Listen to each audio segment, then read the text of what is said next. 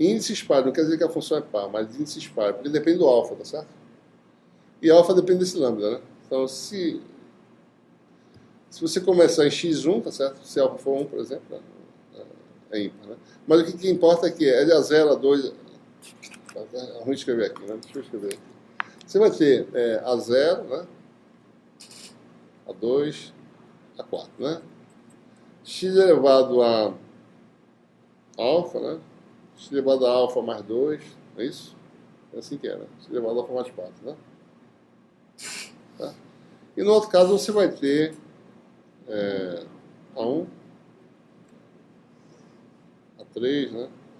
E aí quer dizer que quando eu escolho essa série, a outra série, todos os índices pares vão ser nulos, né? Assim, etc. Né?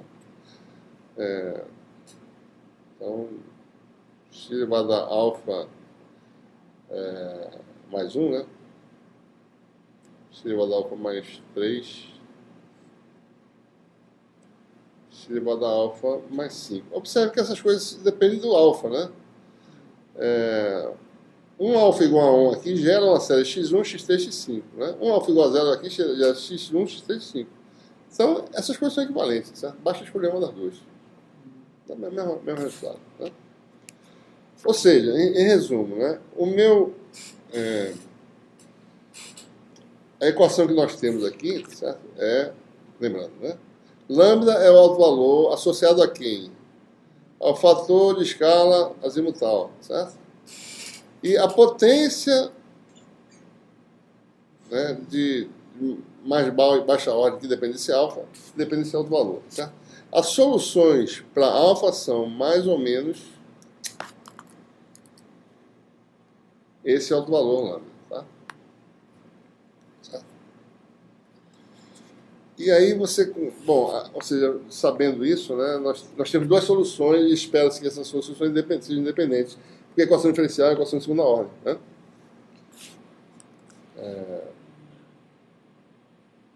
Então, e daí você tem a terceira condição, que é a relação de recorrência, né? Tá aqui. Né? Então, dado um A qualquer, você vai até onde você quiser, tá certo? Determinando todos os A's subsequentes, né? Usando essa relação de recorrência, né? Bom, aí tem umas continhas para vocês, tá? Fazerem.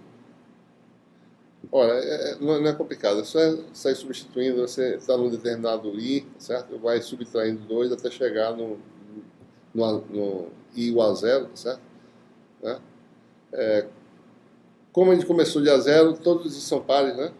Então a gente vai mudar aqui para índices pares, botar esse formato aqui. Você vai diminuindo, tá certo? De A2 você chega em A0, né? Vão começar a aparecer produtos aí de fatores, tá certo?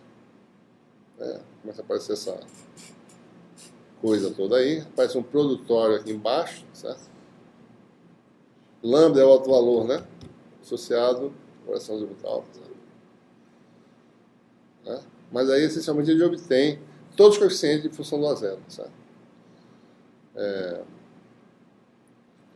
Especificamente, a gente olha esse produtório aqui, né? Lambda, ele não sabe se ele é inteiro ou não. Ele é inteiro se toda a variação azimutal for permitida, certo?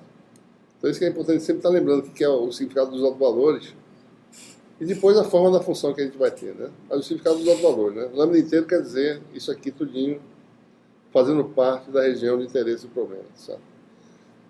Se lambda for inteiro, esse produtório aqui, né? Nós temos um produtório aí, certo? Produtório, né?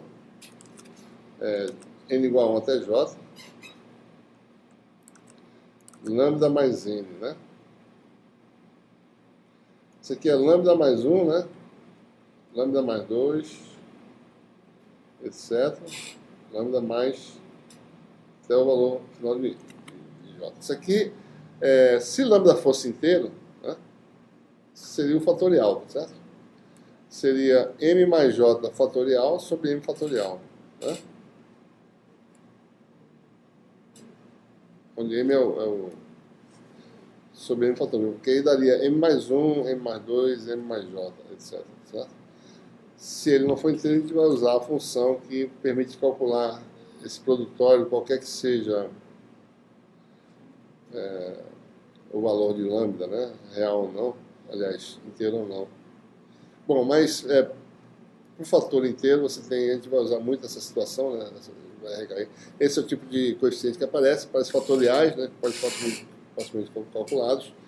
E a gente usa a função gama, que permite, né? É um fatorial para números, digamos assim, não inteiros, né? A função gama tem essa definição, e com a função gama tem essas propriedades, né? Se o argumento for inteiro, gama de n mais 1 é n fatorial. Se o argumento for não inteiro, gama de x mais 1 é x, gama de x. Ou seja, é parecido com fatorial, né?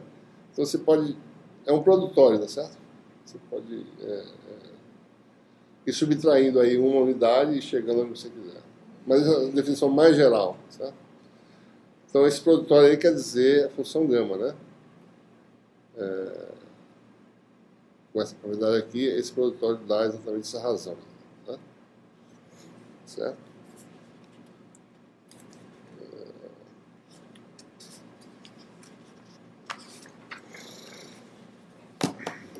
Bom,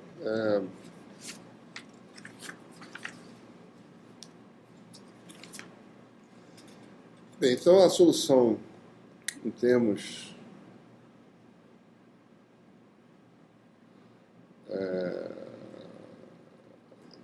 da forma mais sintetizada possível, usando a forma mais geral possível do alto valor lambda, né? Seria algo desse tipo aqui, essa série, só uma série de potência apenas, certo? Que tem propriedades importantes, tem ortogonalidade, né? Propriedade de ortogonalidade, tá certo? Né? Importantes, né? Mas essa é uma simples série de potências de x, né?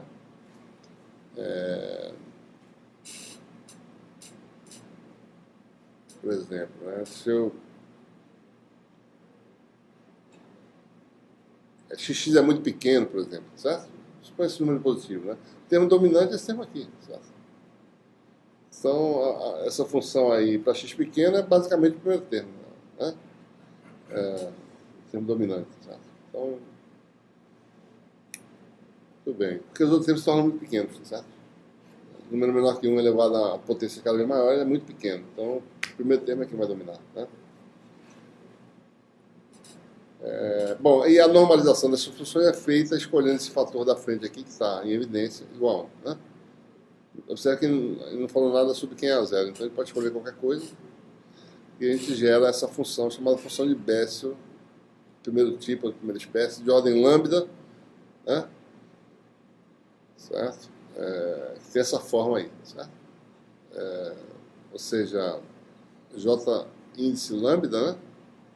Se a variação azimutal total for permitida, lambda é inteiro, então Jn, né? E x, observe que está embutido aqui o argumento ni r. Então tem um alto valor. A solução R depende de dois outros valores, né? A variação azimutal é a ordem da função de Bessel e o fator de escala radial está amarrado ao fator de escala axial, certo? Se eu mexer aqui, eu mexo aqui, certo? Isso tem que ser bem entendido, tá certo? Para a gente saber as implicações, né? Se eu esticar aqui, o que acontece aqui, né? Se eu variar meu fator de escala aqui, tá certo? Eu também modifico, né, minha função de Bessel, tá certo? Bom, a segunda solução seria aquela obtida. E é nesse momento que aparece o grande chute dos matemáticos, né? Porque essa segunda função, as pessoas tentam evitar, sabe, demonstrar isso, né? Inclusive eu não quero demonstrar o que a gente vai falar aqui não, tá certo? Vamos simplesmente aceitar, né? Mas pode se demonstrar, não pode, não, é demonstrável, tá? Mas deve se perder algum tempo para fazer isso. Muito bem. Bom, está mostrado aí, porque eu não vou mostrar, está mostrado na aula de aula, certo? A segunda solução, uma solução, você tem... Lembre-se, os valores de alfa são duas possibilidades. Alfa igual a m, igual a lambda,